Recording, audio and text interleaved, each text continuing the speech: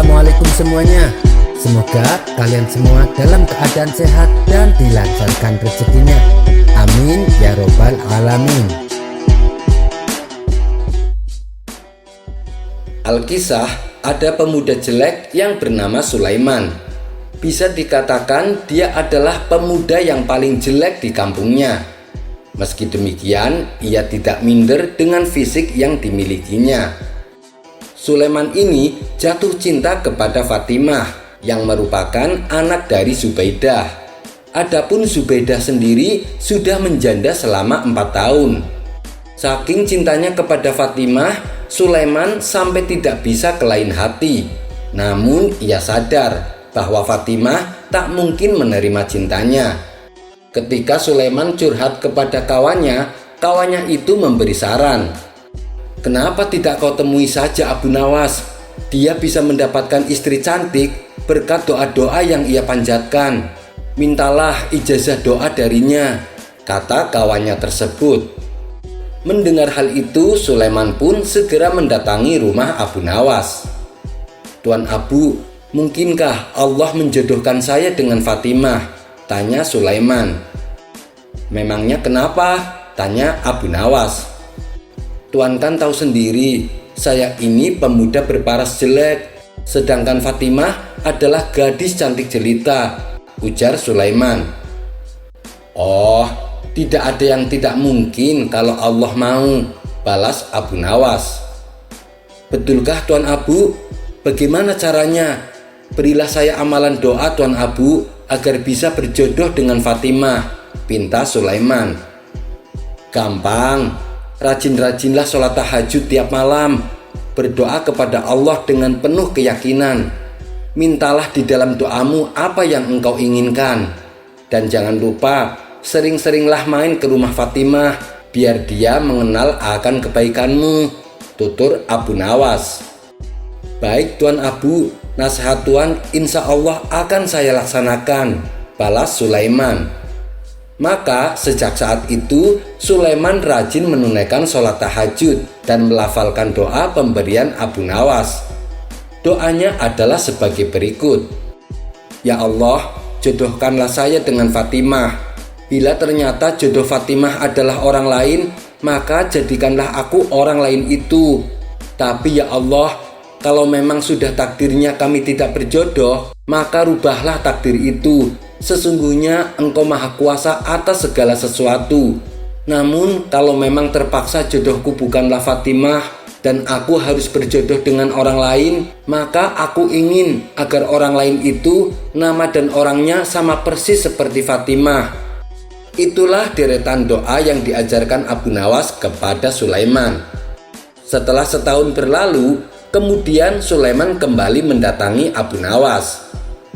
Tuan Abu, perintah Tuan sudah aku laksanakan. Apa langkah selanjutnya? Tanya Sulaiman. Kamu sudah sering main ke rumahnya? Tanya balik Abu Nawas. Sudah Tuan Abu. Bahkan saya tidak hanya akrab dengan Fatimah, tapi saya juga akrab dengan ibunya, jawab Sulaiman.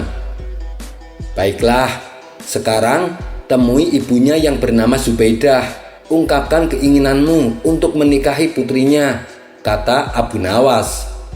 Sulaiman pun segera melaksanakan perintah tersebut. Singkat cerita, sesampainya di rumah Fatimah, ia pun lantas menemui ibunya. Ada apa Mas Sulaiman? Tumben pagi-pagi sudah kesini, tanya Zubaidah. Begini Bu, kalau ibu setuju, alhamdulillah. Kalau tidak setuju, ya innalillah Bu, kata Sulaiman. Loh, kok tiba-tiba ngomongnya kayak gitu? Kenapa memangnya? Tanya Zubaidah. Saya kan sudah 1 tahun kenal dengan ibu sekeluarga. Saya ingin melamar Fatimah anak ibu. Saya ingin Fatimah menjadi istri saya, kata Sulaiman. Mendengar itu, Zubaidah malah menangis yang membuat Sulaiman kebingungan. Bu, kenapa ibu menangis? Apakah ibu tidak merestui? Atau ibu sudah menjodohkannya dengan orang lain? Tanya Sulaiman. Bukan itu. Tapi kenapa kau ingin melamar anak saya? jawab Zubaidah. Memangnya kenapa, Bu? Apakah ada yang salah? Tanya Sulaiman heran. Tidak ada yang salah. Tapi kenapa sih tidak nikah sama saya saja? Saya kan sudah 5 tahun menjanda. Dan sejak kehadiran Mas Sulaiman, saya tidak lagi merasakan kesepian, jawab Zubaidah. Sontak Sulaiman pun terkejut dibuatnya. Bu, doa saya tiap malam minta Fatimah, Bu, bukan meminta ibu. Mohon maaf ya, Bu, kata Sulaiman. Mas Sulaiman, sejak bertemu sampean, saya juga berdoa selama setahun agar Mas Sulaiman menjadi jodoh saya. Timbal Zubaidah tak mau kalah. Rupanya ada pertarungan doa antara doa Sulaiman dan doa Zubaidah. Sulaiman pun kebingungan. Ia tidak tahu harus berkata apa. Bagaimana Mas Sulaiman? Maukah Mas jadi suamiku? Pinta Zubaidah. Waduh, gimana ya, Bu? Saya rembuk dulu dengan guru saya ya, Bu. Nanti kapan-kapan saya beri jawabannya, balas Sulaiman. Maka pulanglah Sulaiman menemui Abu Nawas. Di sepanjang perjalanan, Sulaiman menggelengkan kepalanya sambil berkata, Ya Allah, masa malaikatmu salah laporan ya Allah? Yang aku minta Fatimah ya Allah, tapi yang nyangkol malah Zubaidah. Kemudian setelah sampai di rumah Abu Nawas, dengan tergesa-gesa Sulaiman berkata, Tuan Abu, ini sungguh gawat. Abu Nawas bertanya, Gawat gimana? Sulaiman membalas, Sepertinya doanya salah alamat. Yang aku minta Fatimah, tapi ibunya yang aku dapat. Ya sudah, santai saja hidup ini, jangan dibikin pusing, ujar Abu Nawas. Santai bagaimana sih? Ini musibah Tuan, sahut Sulaiman. Tidak, kau jangan mudah memutuskan suatu persoalan. Istikharahlah dulu, saran Abu Nawas. Kemudian Sulaiman menjalankan perintah gurunya untuk yang kedua kali. Seminggu pun berlalu, Sulaiman kembali menemui Abu Nawas. Bagaimana Sulaiman? Apa keputusanmu? Tanya Abu Nawas. Sudah saya pertimbang-timbangkan Tuan Abu. Ya ketimbang gak dapat sama sekali, gak papalah menikah dengan Zubaidah, jawab Sulaiman. Maka keduanya pun mengadakan acara tunangan. Zubaidah kini telah resmi dilamar oleh Sulaiman. Dan semua biaya acara tersebut ditanggung oleh Zubaidah. Zubaidah yang merupakan janda kaya raya ingin agar acara pernikahannya nanti diadakan secara besar-besaran dan mewah. Menjelang 1 minggu sebelum acara pernikahan, Zubaidah sudah mempersiapkan segalanya. Mulai dari gedung beserta pernak-pernik hiasan sampai hidangan-hidangan yang istimewa. Akan tetapi, sehari sebelum acara diselenggarakan, Zubaidah meninggal karena terserang penyakit jantung. Padahal undangan sudah menyebar kemana-mana. Begitu pula dengan biaya yang sudah keluar banyak. Kemudian keluarga Zubaidah mengadakan rapat dadakan. Salah satu kerabatnya berkata, ini sudah mesen semua. Kalau digagalkan betapa kerugiannya amat banyak. Kerabat lainnya bertanya, terus gimana ini? Kerabatnya itu menjawab, Sulaiman kita nikahkan saja dengan Fatimah. Maka acara pernikahan pun dilanjutkan. Mendengar hal itu, Sulaiman yang hampir saja putus asa kini mendadak bahagia dan ceria. Fatimah, gadis yang selama ini ia idam-idamkan, akhirnya menjadi pasangan hidupnya. Dalam hati Sulaiman berkata, Ya Allah, innalillahku berganti menjadi alhamdulillah. Maafkan aku ya Allah, dulu saya kira malaikat salah memberi laporan kepadamu. Hikmah dari kisah di atas adalah kita harus senantiasa membangun optimisme. Tanamkanlah selalu optimis dalam setiap gerak langkahmu. Kalau kita terus berusaha dan berdoa, akan tiba masanya Allah mengabulkan keinginan kita. Kisah selanjutnya. Pada suatu hari, Abu Nawas dipanggil ke istana untuk menghadap Baginda Raja. Setibanya di istana, Baginda langsung mempersilahkan Abu Nawas duduk di hadapannya. "Ada gerangan apa Paduka memanggil hamba?" tanya Abu Nawas. "Begini Abu Nawas, aku mengundangmu kali ini sama sekali bukan untuk mengerjai ataupun mempermainkanmu," tutur Baginda Raja serius. "Aku sangat benar-benar butuh bantuanmu.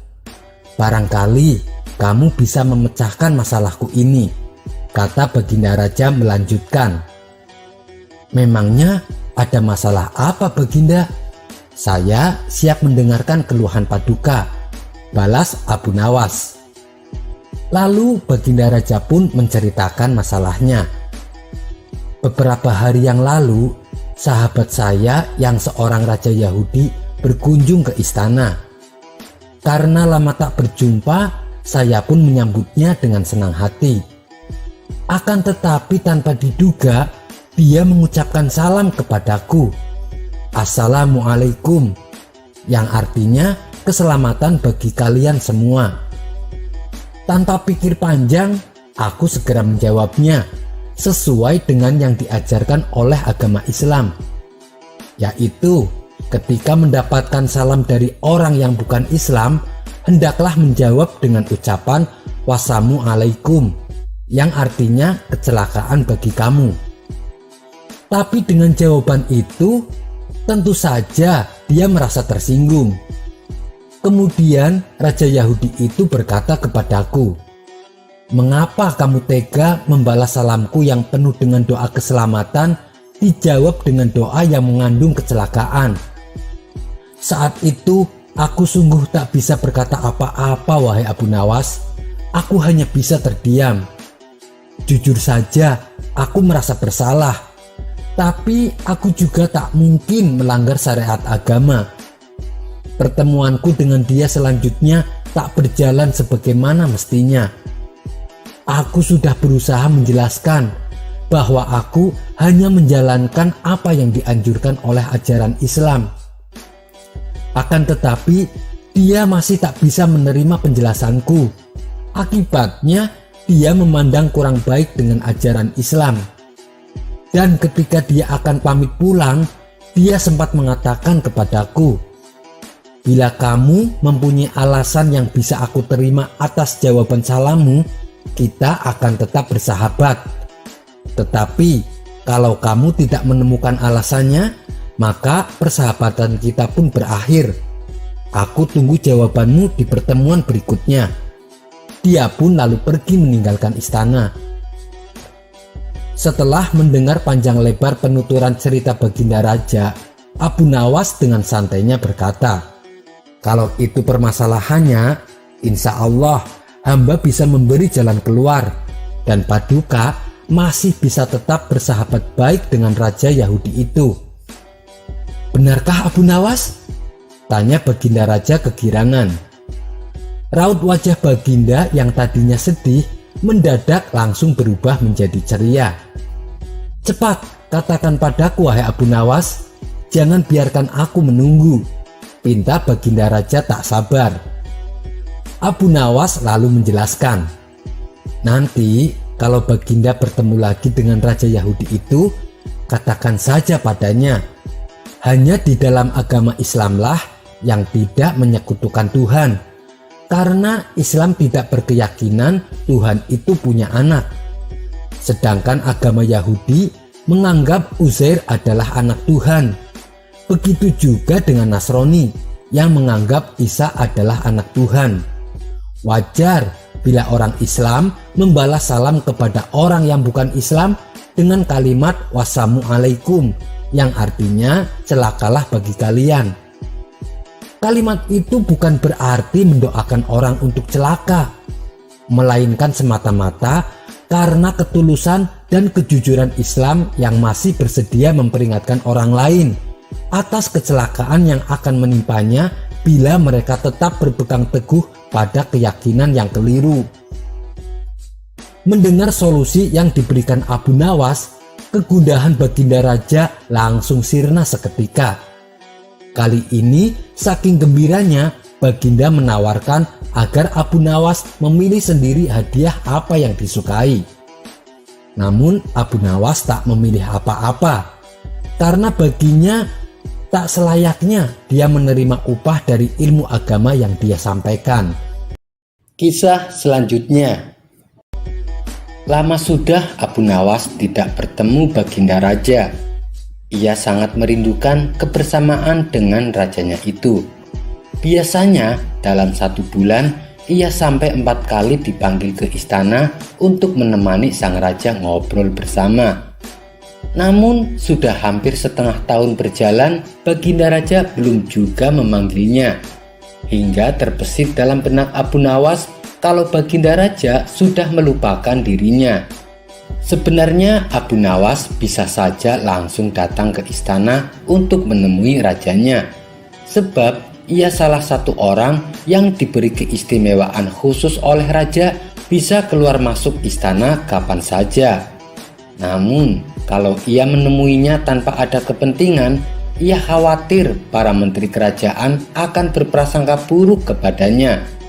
Karena yang sudah-sudah banyak menteri yang iri dengan kedekatan Baginda Raja dan Abu Nawas. Bahkan sampai pernah ada yang mencoba memfitnah dirinya. Abu Nawas tak ingin hal itu terulang kembali. Sepertinya aku harus cari cara supaya bisa bertemu Baginda Raja, pikir Abu Nawas yang sedang termenung di depan rumahnya. Tidak lama kemudian muncullah ide cemerlang di kepalanya. Senyuman di wajah Abu Nawas kini mulai terlihat.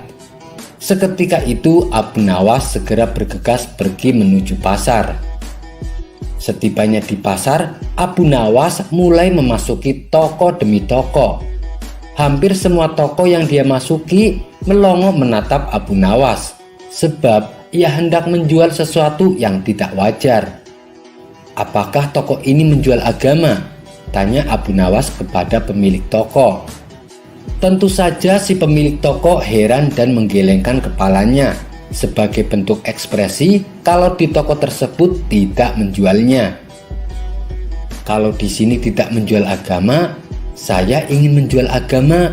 Harganya cukup 1 dinar. Apakah kamu berminat?" tanya Abu Nawas kembali. "Kamu sudah sinting ya Abu Nawas?" jawab si pemilik toko dengan geram. Lalu ia pun mengusir Abu Nawas.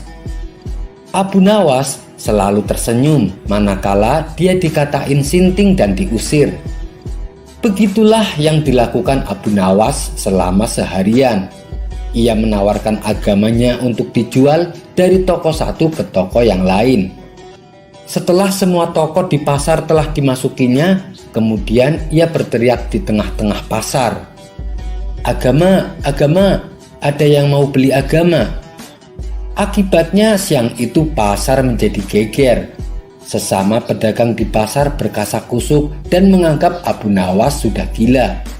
Banyak juga yang menuduhnya sudah jadi ateis, yaitu suatu ajaran yang tidak mempercayai adanya Tuhan.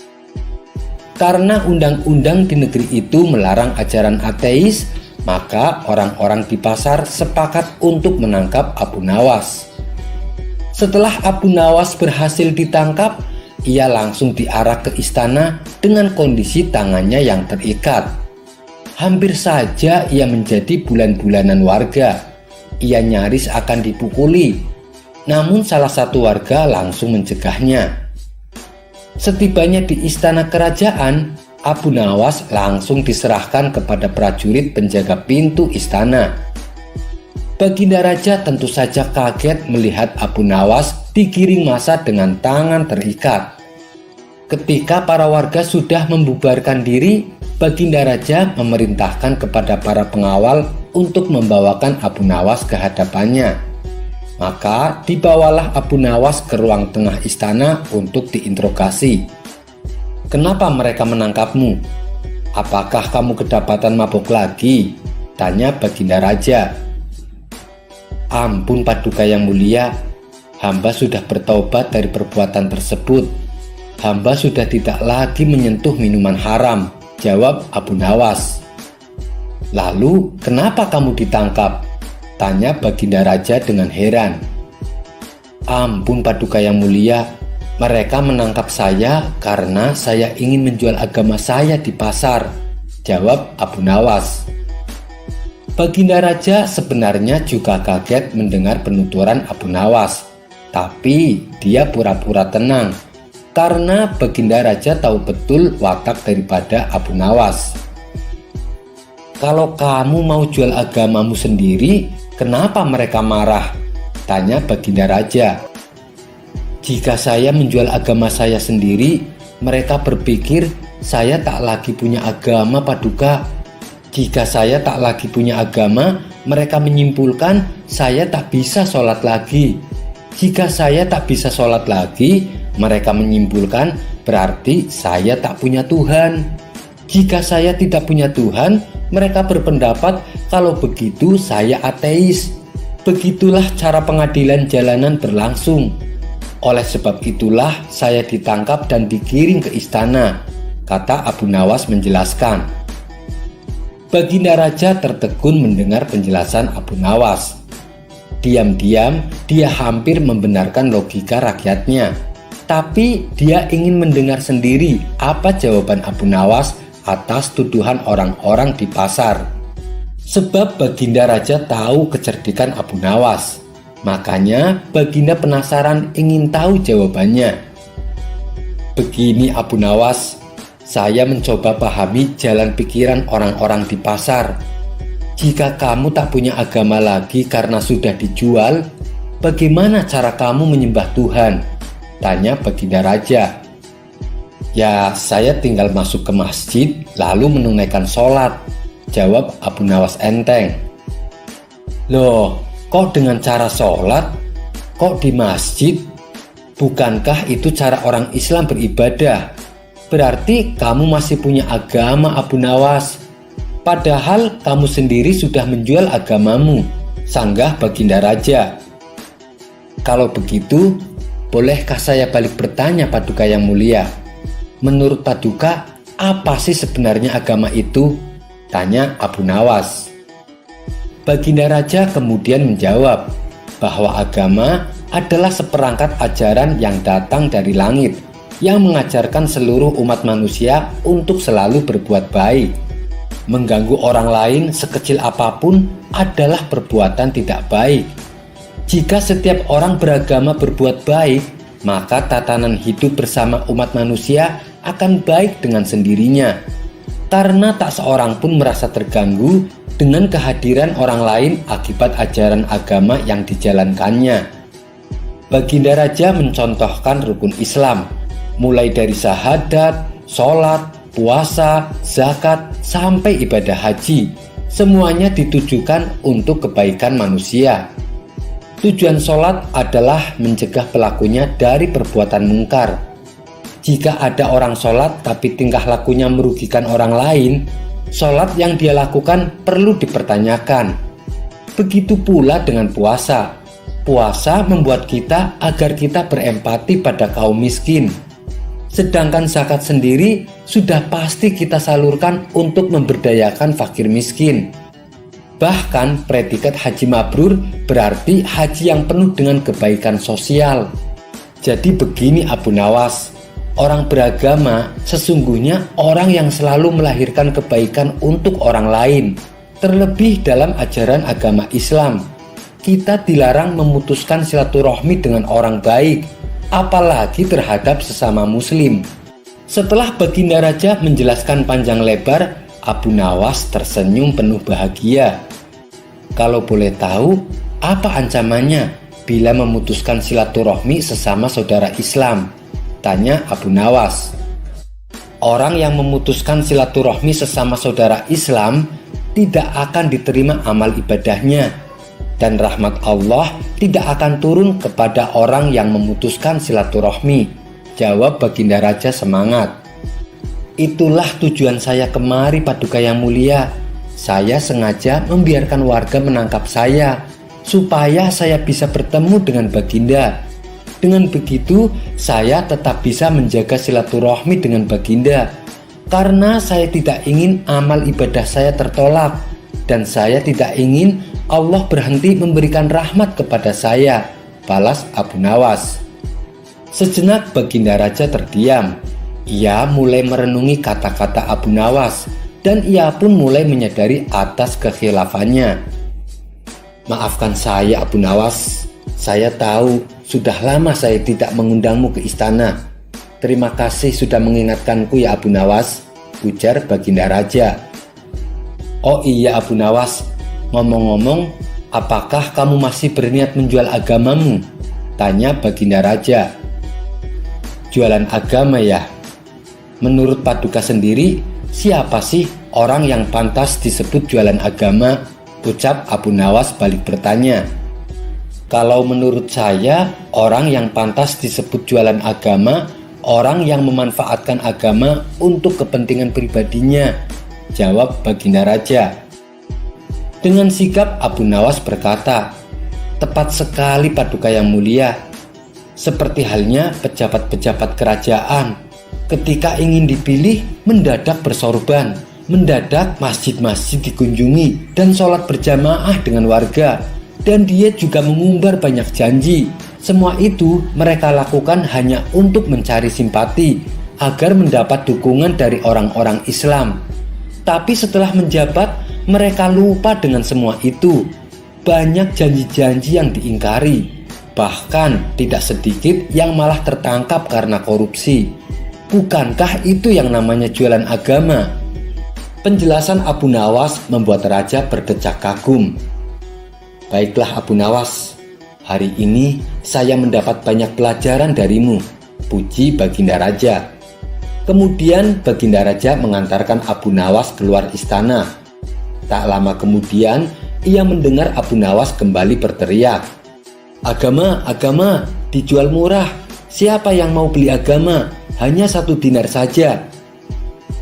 Mendengar itu Baginda Raja hanya menggeleng-gelengkan kepalanya. Dasar Abu Nawas.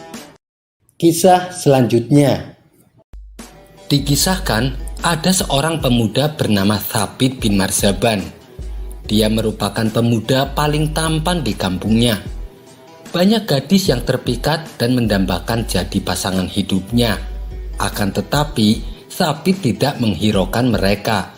Ia lebih memilih menghabiskan waktunya untuk beribadah kepada Allah. Hingga pada suatu ketika, terjadi peristiwa yang luar biasa pada diri Thabit.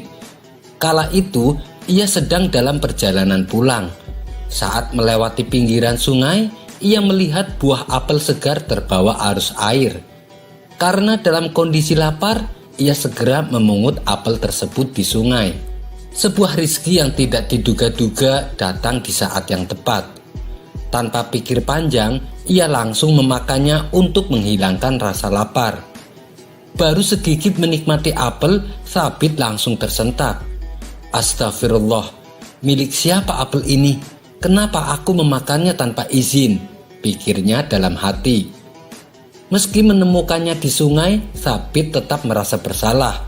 Karena bagaimanapun juga, apel tersebut pasti ada pemiliknya.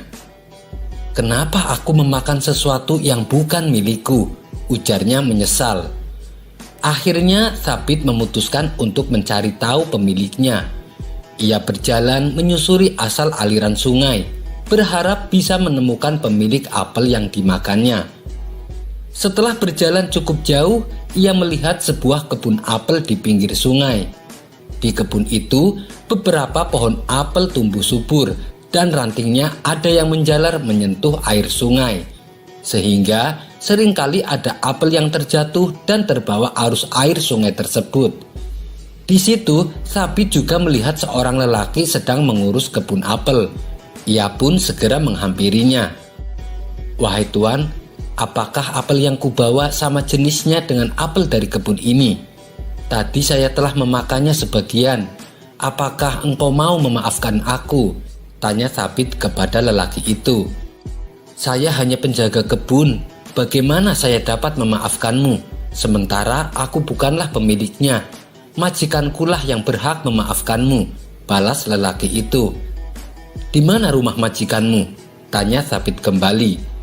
Rumahnya cukup jauh dari sini. Engkau harus berjalan sejauh 5 mil, jawab si lelaki. Kemudian lelaki tersebut menunjukkan alamat rumah sang majikan. Demi untuk mencari keikhlasan atas buah apel yang dimakannya, Thabit rela menempuh perjalanan yang cukup jauh. Ia tak putus asa meskipun harus bersusah payah dan kelelahan. Akhirnya ia pun sampai di depan rumah pemilik kebun apel. Di situ ia mulai terlihat gelisah dan ketakutan. "Mungkinkah pemilik kebun apel akan memaafkanku?" tanya Thabit penuh was-was.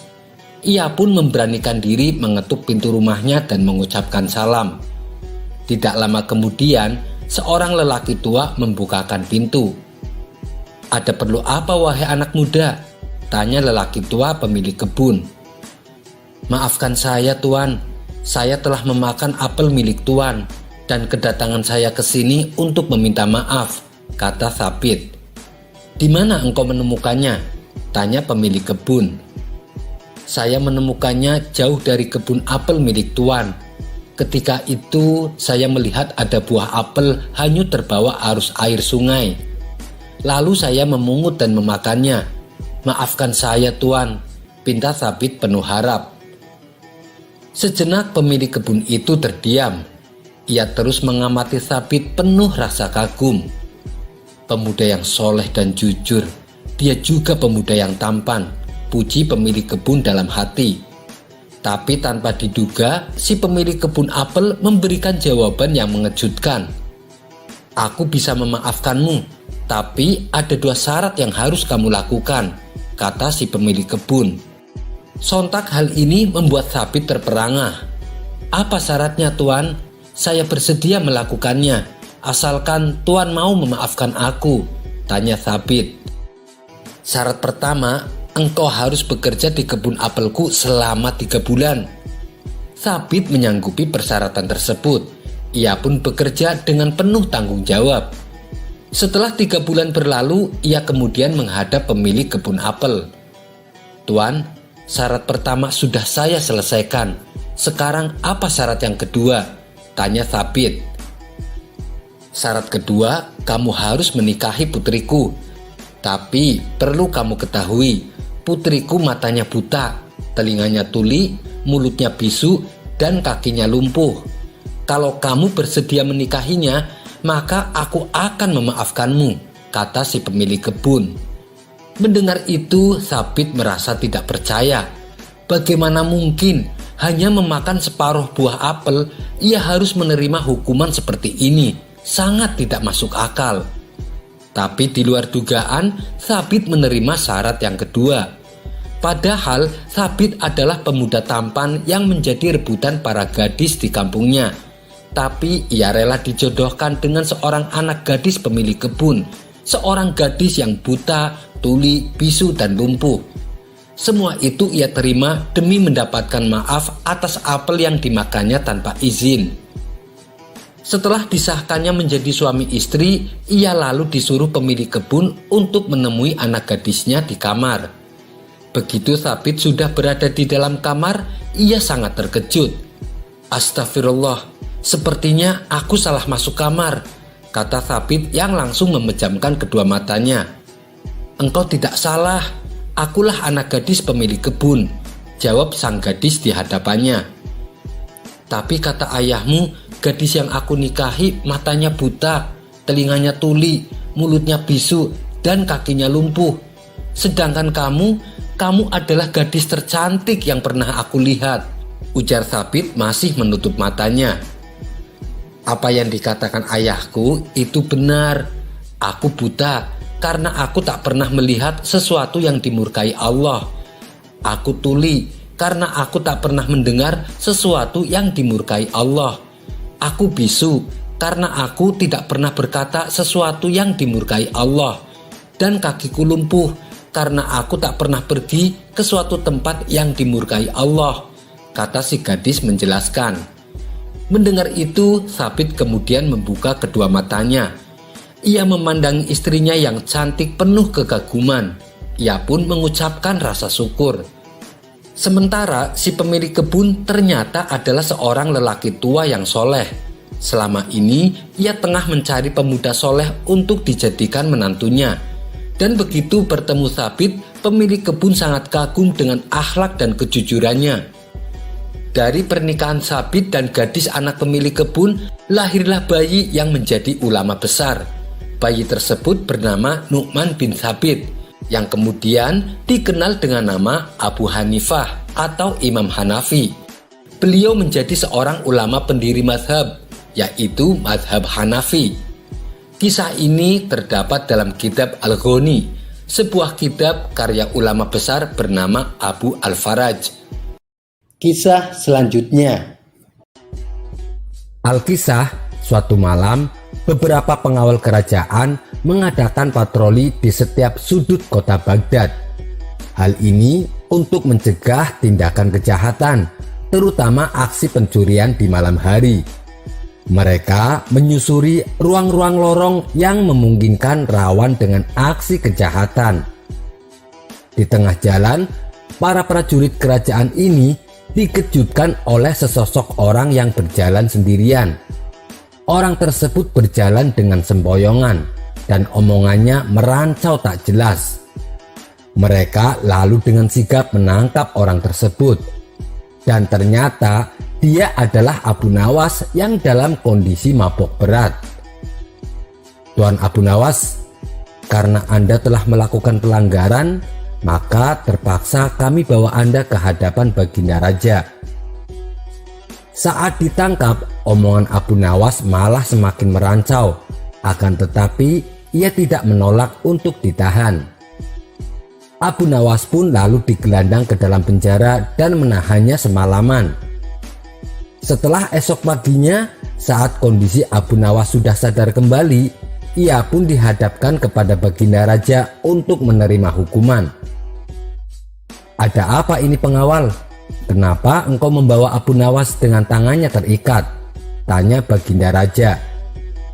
Kepala pengawal menjawab, "Ampun Paduka yang mulia, tadi malam kami memergoki Tuan Abu Nawas sedang mabok, lalu kami menangkapnya." "Benar begitu Abu Nawas?" tanya Baginda Raja kepada Abu Nawas. "Benar tuanku," jawab Abu Nawas dengan menundukkan kepalanya merasa bersalah.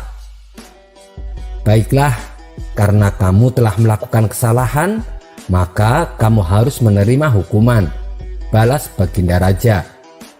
Baginda Raja pun kemudian memanggil Algojo untuk menghukum Abu Nawas. "Algojo, tampar dia 100 kali di wajahnya," perintah Baginda Raja. Namun apa yang terjadi? Ternyata Algojo yang diperintahkan untuk menampar wajah Abu Nawas memiliki fisik yang tidak begitu tinggi, sehingga tangannya tidak bisa menjangkau wajah Abu Nawas. Sadar diri akan kondisinya, lantas Algojo itu pun berkata, "Menunduklah wahai Abu Nawas, supaya aku bisa menamparmu." Mendengar permintaan Algojo tersebut, Abu Nawas malah meledek dengan perkataan konyolnya, "Kamu ini kenapa malas sekali sih? Disuruh menampar saja mintanya yang gampang. Apa kau ingin mengundangku makan sehingga aku harus menundukkan badanku?"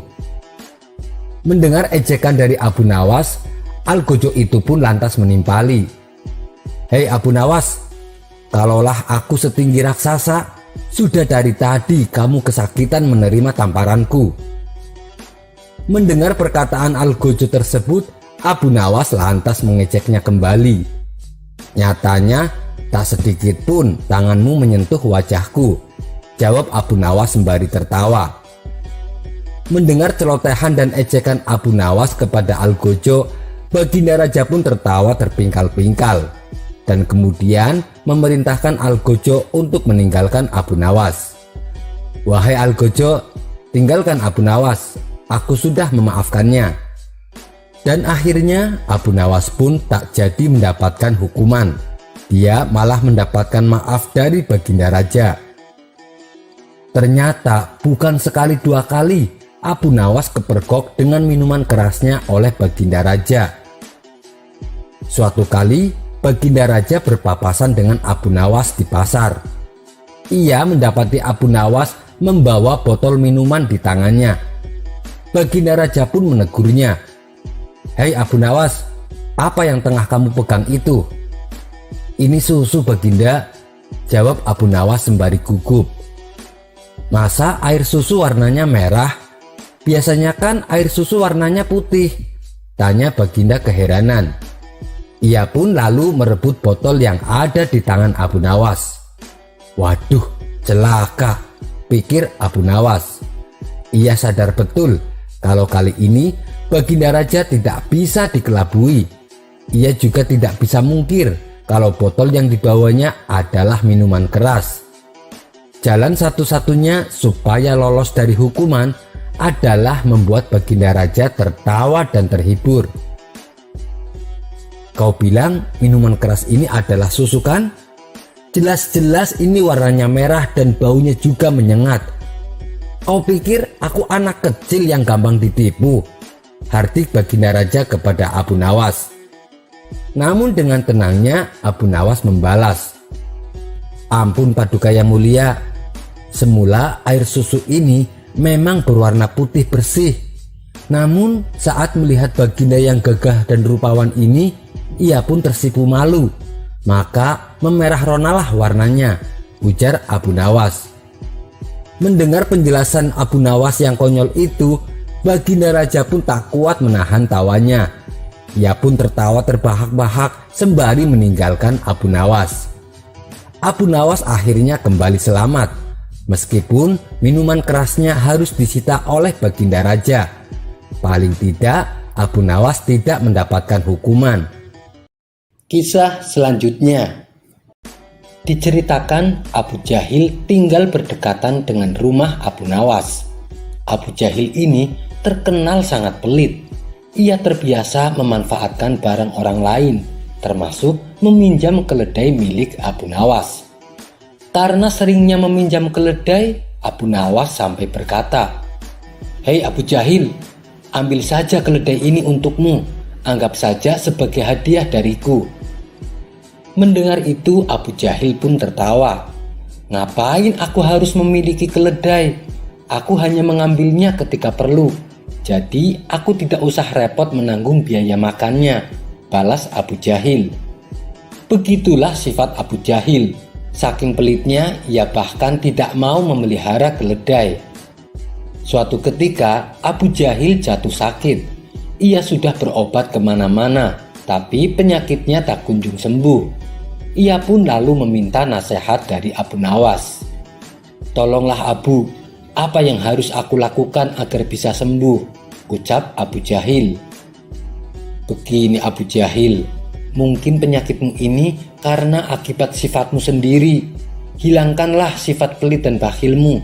Insya Allah penyakitnya bisa hilang," tutur Abu Nawas. "Baiklah Abu, saya bernazar kalau saya sembuh, saya akan mentraktir kawan-kawan kita," balas Abu Jahil. Tidak berselang lama, akhirnya Abu Jahil sembuh dari penyakitnya. Ia pun kemudian menemui Abu Nawas. "Kamu sudah sembuh Abu Jahil?" tanya Abu Nawas. "Alhamdulillah Abu Nawas, dan saya berniat akan melaksanakan nazarku. Mari Abu Nawas, kita undang kawan-kawan kita untuk makan-makan di rumahku," ajak Abu Jahil. Kemudian dengan ditemani Abu Nawas, Abu Jahil mengelilingi seluruh pelosok kampung untuk mengundang kawan-kawannya. Setelah malam tiba, kawan-kawannya sempat ragu untuk datang, sebab mereka tahu Abu Jahil orangnya sangat pelit. Namun Abu Nawas meyakinkan mereka kalau kali ini Abu Jahil benar-benar akan mentraktirnya makan. "Kenapa kau begitu yakin Abu Nawas? Kamu kan tahu sendiri, dia pelitnya minta ampun," tanya salah satu dari mereka. "Karena ini adalah nazar yang dia ucapkan sewaktu sakit," jawab Abu Nawas.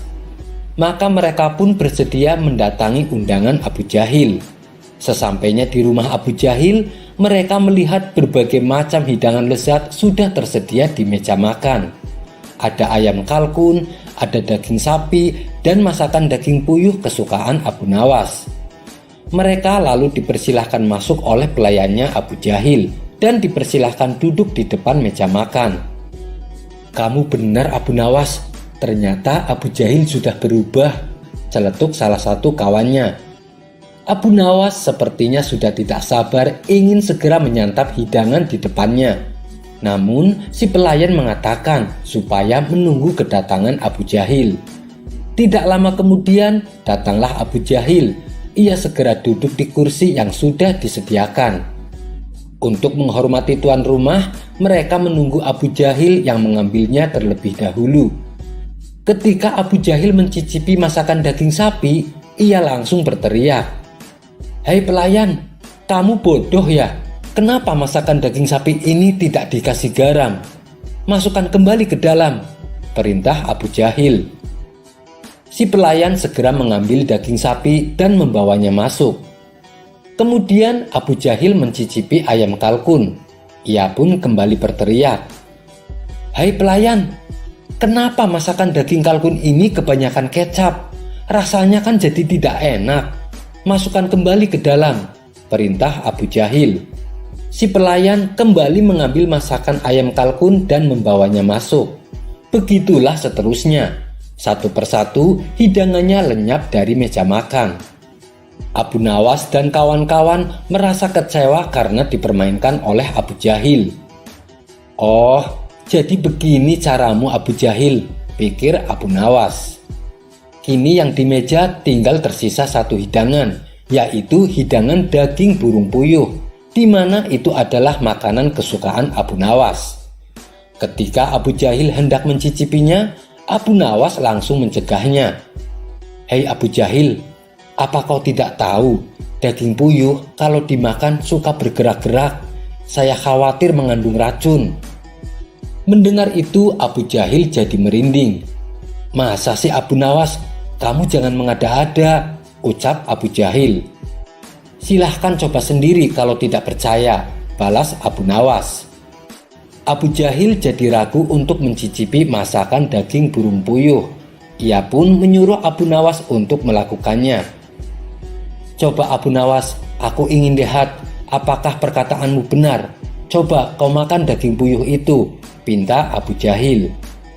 "Baik, aku akan membuktikannya," timpal Abu Nawas.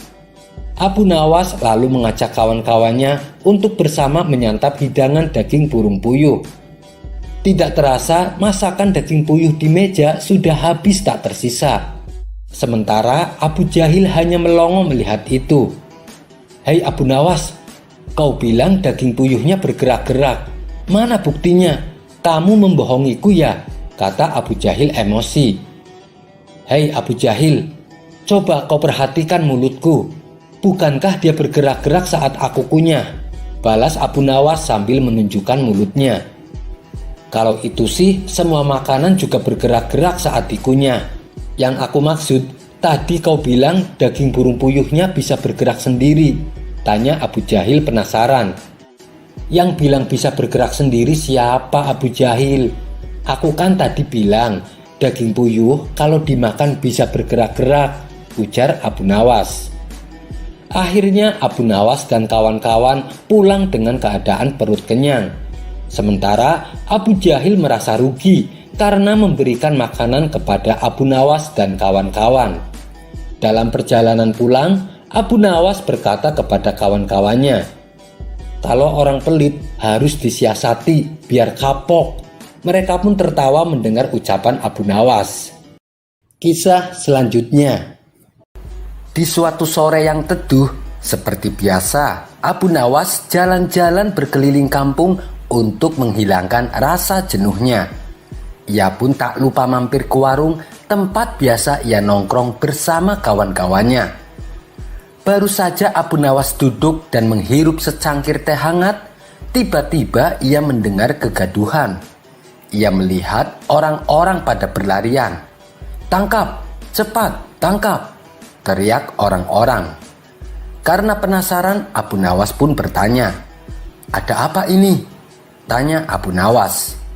Salah satu warga menjawab, "Ada orang gila menculik anak kecil, kami sedang mengejarnya." Abu Nawas menjadi kaget. Ia pun langsung ikut membantu mengejar orang gila tersebut. Orang gila itu berlari menuju ke arah menara di tengah kota sambil menggendong anak kecil. Sementara Abu Nawas dan para warga terus mengejarnya. Merasa dirinya terancam, orang gila tersebut menjadi panik. Ia pun lalu naik ke atas menara. Dan ketika dia melihat para warga terus mengejarnya dengan ikut naik ke atas menara, orang gila itu pun berteriak, "Hei, kalau kalian naik ke atas menara, akan aku jatuhkan anak kecil ini," ancam orang gila tersebut. Para warga pun kebingungan. Mereka khawatir dengan keselamatan si anak kecil. Lalu mereka terpaksa mengurungkan niatnya naik ke atas menara. "Bagaimana ini? Apa yang harus kita lakukan?" tanya salah satu warga. Tidak lama kemudian datanglah Abu Nawas dengan membawa gergaji di tangannya. Ia berjalan mendekati menara dan berteriak, "Hei orang gila, kalau kamu tidak membebaskan anak kecil itu, akan aku gergaji menara ini." Mendengar teriakan Abu Nawas, orang gila tersebut tampak ketakutan. Ia pun lalu membebaskan anak kecil yang diculiknya. Akhirnya anak kecil itu berhasil diselamatkan. Kisah selanjutnya. Suatu ketika Abu Nawas bepergian keluar kota. Ia berjalan melewati tandusnya padang pasir. Di tengah jalan, Abu Nawas menemukan beberapa kerangka manusia yang sedang tergeletak di tanah. Belum hilang rasa kagetnya, tiba-tiba muncul orang tak dikenal menghadangnya. Rupanya dia adalah orang gila yang terkenal kejam. Dengan membawa golok di tangannya, orang gila itu menghampiri Abu Nawas. "Siapa kamu?" tanya orang gila tersebut. "Saya hamba Allah," jawab Abu Nawas. "Saya juga hamba Allah. Yang saya maksud, nama kamu siapa?" bentak orang gila mulai emosi. "Nama saya Abu Nawas," jawab Abu Nawas dengan tenang. "Apakah kamu orang berilmu?" tanya orang gila itu kembali. "Iya, saya orang yang berilmu," jawab Abu Nawas. "Baguslah, kamu lihat kerangka-kerangka di depanmu itu, mereka adalah orang-orang yang aku bunuh karena mereka tidak bisa menjawab pertanyaanku," ujar orang gila tersebut. "Dan kali ini adalah giliranmu. Kalau kamu tidak bisa menjawab pertanyaanku, maka nasibmu akan sama. Kamu akan mati di tanganku," ujar orang gila itu. "Apa pertanyaanmu?" tanya Abu Nawas. "Begini, ketika awal bulan, bulan berbentuk kecil yang kita sebut bulan sabit. Dan ketika pertengahan bulan, bulan menjadi besar yang kita sebut bulan purnama. Tapi ketika akhir bulan, bulan kembali menjadi kecil yang kita sebut bulan sabit. Pertanyaanku adalah, kenapa di awal bulan dan di akhir bulan, bulan bentuknya kecil?" tanya si orang gila. "Kamu sangat bodoh. Di awal bulan, bulan masih kecil karena saat itu Tuhan sedang membuat bulan agar menjadi besar. Setelah bulan menjadi besar di pertengahan bulan, lalu Tuhan memotong-motong bulan purnama menjadi kepingan-kepingan kecil. Kepingan-kepingan tersebut lalu Tuhan jadikan bintang yang bertebaran di langit. Oleh sebab itulah kenapa di awal bulan dan di akhir bulan, bulan bentuknya jadi kecil," kata Abu Nawas menjelaskan. Mendengar jawaban Abu Nawas, orang gila itu langsung merebut tangan Abu Nawas dan menciumnya. "Luar biasa, ternyata jawaban Anda sesuai dengan apa yang kupikirkan." Abu Nawas pun lalu dipersilahkan untuk melanjutkan perjalanannya. Kisah selanjutnya. Di sebuah warung kopi, teman-teman Abu Nawas sedang membicarakan dirinya. Mereka kagum dengan kecerdikan Abu Nawas. Setiap kali sang raja memberikan tantangan, selalu dapat dikalahkannya. Walhasil, Abu Nawas sering pulang membawa hadiah. Salah satu dari mereka berkata, "Aku ada ide sebuah tantangan untuk Abu Nawas, tapi kayaknya Abu Nawas tidak akan berani."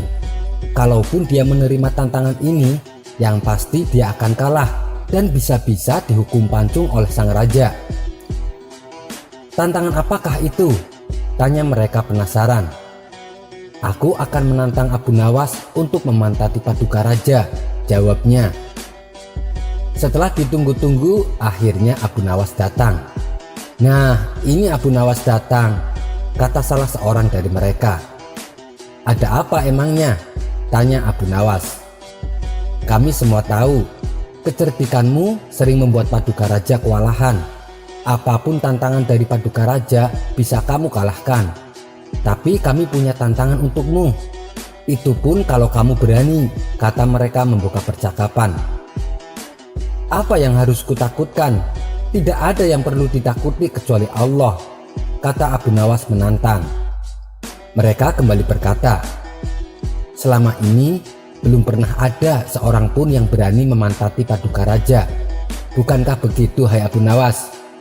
Tentu saja tidak ada yang berani, karena itu adalah pelecehan berat. Hukumannya pasti dipancung, kata Abu Nawas memberitahu. Nah itu dia, apakah engkau berani melakukannya? Tantang mereka. Sudah aku katakan, aku hanya takut kepada Allah. Kalau aku bisa memantati paduka raja, apa imbalannya? Kata Abu Nawas balik menantang. 100 keping uang emas. Namun syaratnya paduka raja harus tertawa ketika kau pantati, jawab mereka. Baiklah, aku terima tantangan itu, kata Abu Nawas. Kapan kamu akan melakukannya? Sebagai bukti kami juga harus menyaksikan kamu memantati paduka raja, balas mereka. Minggu depan paduka raja akan mengadakan jamuan kenegaraan. Para menteri, pegawai istana, dan orang-orang diundang, termasuk aku. Hadirlah kalian di sana. Di acara tersebut nanti aku akan memantati paduka raja. Hari yang ditunggu pun tiba. Kawan-kawan Abu Nawas segera mendatangi acara yang diadakan oleh istana. Saat acara sudah dimulai, Abu Nawas tak kunjung datang. Sambutan dari para menteri dan petinggi kerajaan telah selesai, namun Abu Nawas masih belum juga datang. Teman-teman Abu Nawas saling berbisik satu sama lain kalau Abu Nawas tidak berani datang. Mereka pun senang karena kali ini Abu Nawas harus mengakui kekalahannya. Tibalah saatnya sambutan terakhir yang akan disampaikan oleh paduka raja. Semuanya terdiam mendengar pidato paduka raja. Saat paduka raja tengah berpidato, datanglah Abu Nawas. Tak seperti biasanya, kali ini Abu Nawas duduk di tempat paling belakang. Ia duduk di atas tanah di halaman istana. Kehadiran Abu Nawas membuat kawan-kawannya kaget. Sedangkan paduka raja heran dengan kelakuan Abu Nawas. Ia pun memanggil Abu Nawas. Hai Abu Nawas, majulah dan duduklah di atas karpet. Nanti pakaianmu kotor karena duduk di atas tanah.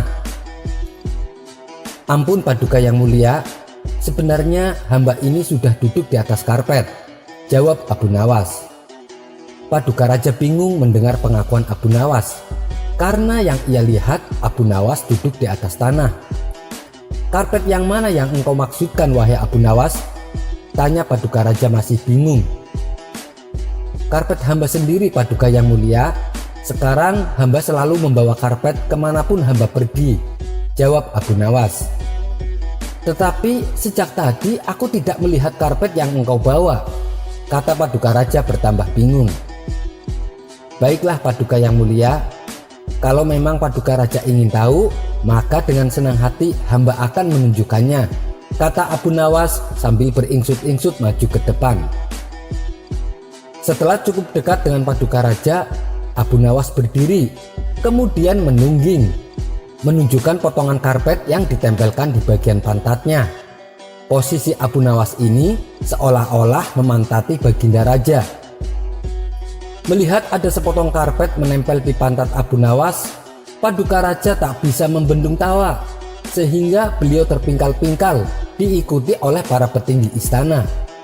Sementara kawan-kawan Abu Nawas mengakui kekalahannya. Mereka tak menyangka Abu Nawas bisa sampai secerdik itu. Sampai bertemu lagi di kisah selanjutnya. Wassalamualaikum warahmatullahi wabarakatuh.